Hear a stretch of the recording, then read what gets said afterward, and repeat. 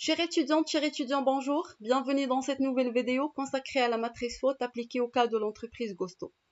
Dans les grains précédents, vous avez appris à analyser l'entreprise à travers son diagnostic interne, puis à étudier son environnement à travers le diagnostic externe. Vous disposez maintenant d'une multitude d'informations, des atouts, des limites, des évolutions favorables du marché, mais aussi des risques à anticiper. La question essentielle est donc la suivante. Comment organiser tous ces constats pour qu'ils deviennent réellement utiles à la décision stratégique? C'est bien le rôle de la matrice SWOT. Il permet de passer d'une analyse détaillée à une synthèse claire, structurée et exploitable. Dans cette capsule, on va suivre un fil simple. On commence par comprendre pourquoi la matrice SWOT est utile, parce que c'est le pont entre le diagnostic et la décision. On verra ensuite comment il est structuré, puis comment la construire étape par étape sans tomber dans les erreurs classiques. Et surtout, on apprendra à l'interpréter pour passer de simples constats à de vrais enjeux stratégiques, le tout appliqué au cas de l'entreprise Gusto. Pourquoi une matrice SWOT? Après un diagnostic interne et externe, l'entreprise se retrouve avec de nombreux constats.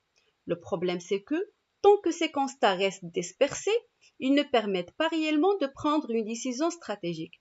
C'est là qu'intervient la matrice SWOT. Elle fait le lien entre le diagnostic et la décision. Pour cela, il remplit trois fonctions essentielles. D'abord, il organise les informations selon leur nature et leur origine.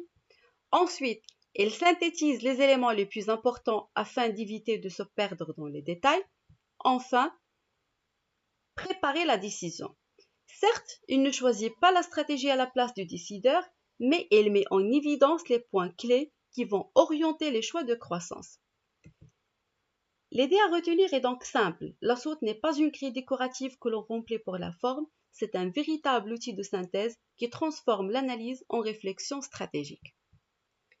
Comment structurer une matrice SWOT? La matrice SWOT repose sur deux critères simples mais fondamentaux. Le premier critère concerne l'origine de l'information. Est-ce que l'élément provient de l'entreprise elle-même? Dans ce cas, il s'agit d'un élément interne. Ou bien, est-ce qu'il provient de l'environnement de l'entreprise? Dans ce cas, il s'agit d'un élément externe. Le deuxième critère concerne l'effet de cet élément. Est-il favorable ou défavorable au développement de l'entreprise? En croisant ces deux critères, on obtient les quatre catégories de la matrice SWOT.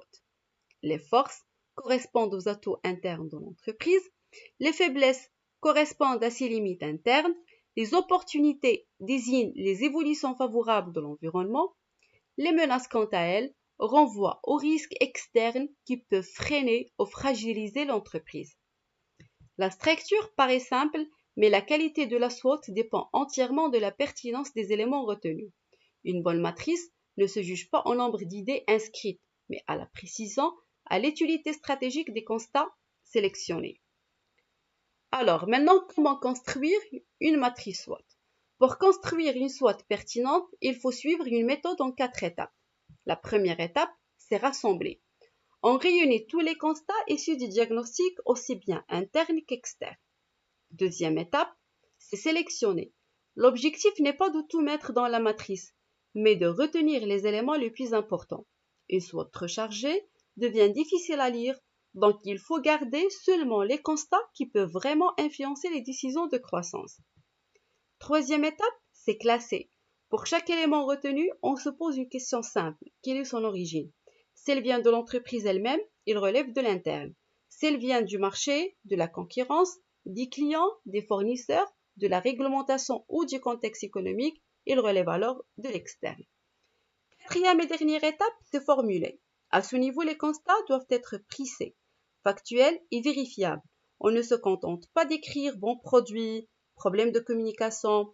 On formule des éléments clairs, justifiables et directement reliés au cas étudié. Au final, une SWOT sérieuse, c'est cela. Une matrice sélective, structurée et argumentée.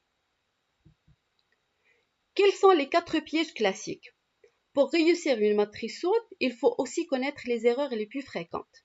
La première erreur consiste à confondre l'interne et l'externe. Par exemple, une compétence de l'entreprise, c'est une force, car il appartient à l'entreprise. En revanche, une évolution favorable du marché, c'est une opportunité, car elle vient de l'environnement. Deuxième erreur consiste à vouloir tout mettre. Une matrice SWOT n'est pas un inventaire complet. Il doit rester lisible et orienté vers la décision. Si l'on ajoute trop d'éléments secondaires, les vrais enjeux deviennent moins visibles. La troisième erreur est la formulation vague.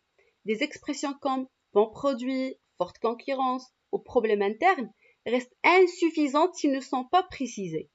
Donc il faut privilégier des formulations factuelles liées à des éléments observables dans le dossier. Quatrième erreur consiste à inscrire directement des recommandations dans la matrice. La SWOT décrit d'abord une situation stratégique, il ne décide pas encore.